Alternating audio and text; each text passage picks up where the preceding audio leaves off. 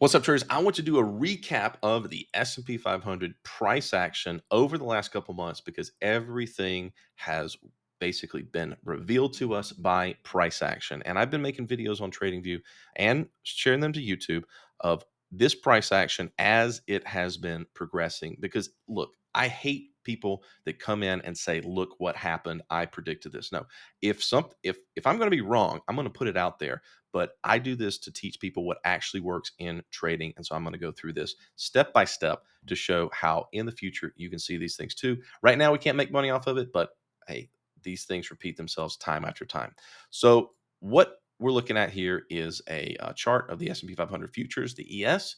And the only indicator I have right now is what I call my retracement levels, but it's really just Ichimoku simplified down to just 50% levels.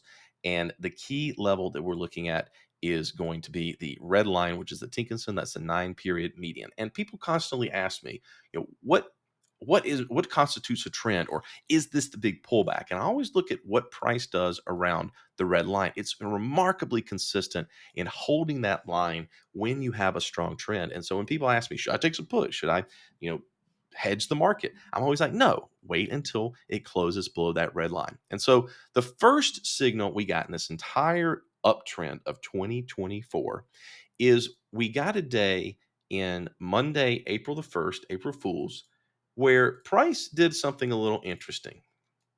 And this is one of the first key indicators, the first key TAs that I look for, which is false breakouts. Everyone gets thinking one way and price goes the other. And so within this candlestick, you have your high and your low of the candlestick, and you have the filled part is the price action from open to close. So at some point in the day of Monday, price got above the previous all-time high, because again, these are all-time highs that we're messing around with here, on the stock market this year.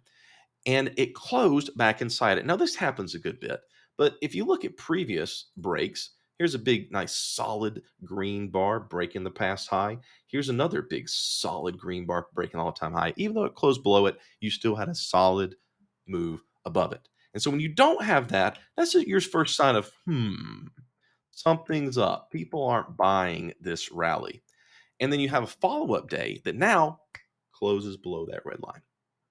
There you have one and two indications that price is not as bullish as it once was. And then what I start to look for is I start to again look for 50% retracements to either hold or fail. Just a simple Fibonacci tool in the trading view. And then I take out all the other stuff and boom, look at that. What we have is in that day right there, it came up and that is a big bearish bar. It tried to get past that 50% during that day and it failed. Now I make my video. I make my video basically saying that, hey, look, things are not going well. And again, it holds that 50%. Now you've got half the traders that are trading this thinking, okay, this is not going up. And so it's holding that key resistance. I had to make a video because it was very important. This is the pullback of 2024. Hands down, I thought look, I could have been wrong, but I've been doing this for a very long time, 15 years. And these things just repeat again and again. Comes up, holds it again, holds it again. Holy crap, could it be any more obvious?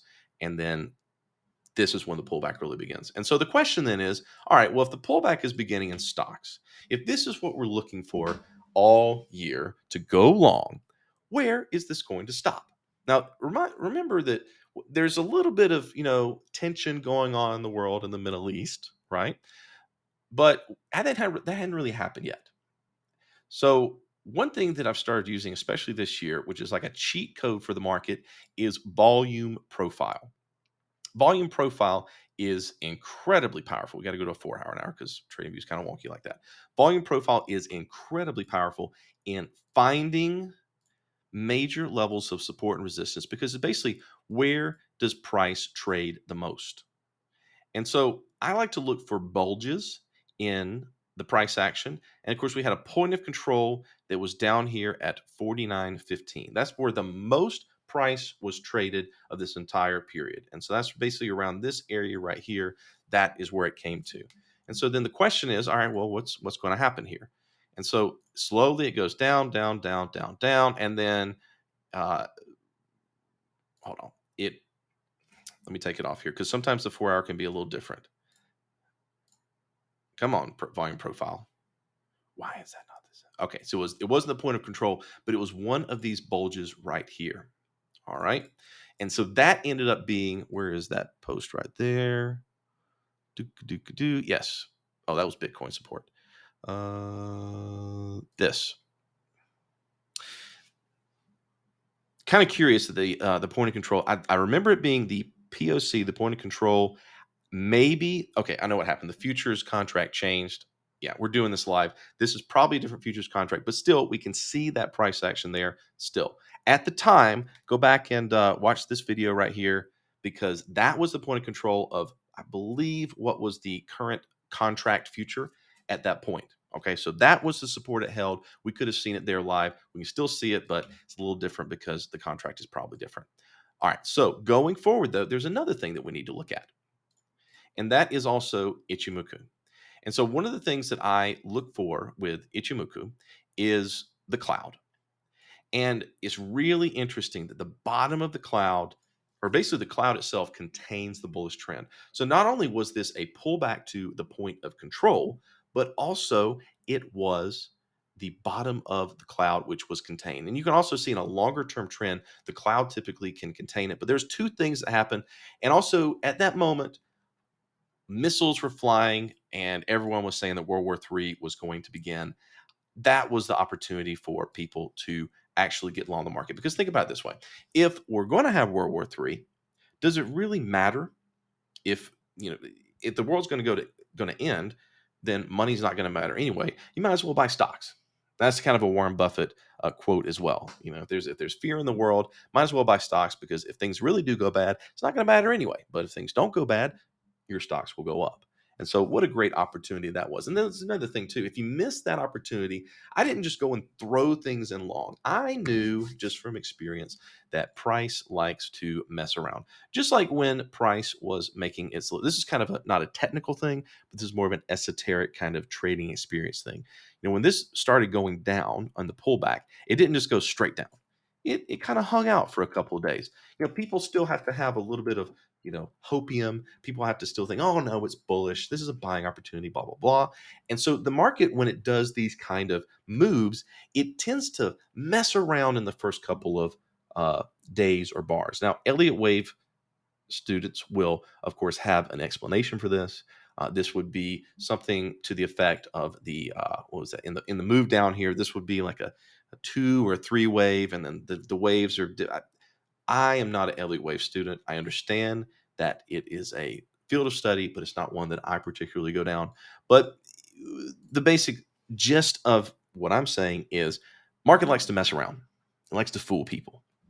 And so you don't have a simple boop fall off unless it's crazy, but it kind of hung around. Just like here, when it bottomed out, it didn't just go straight up. It also went up, kind of held, which was a resistance. This was a 50% level of resistance. I really got a good short in here because I know the market likes to mess around.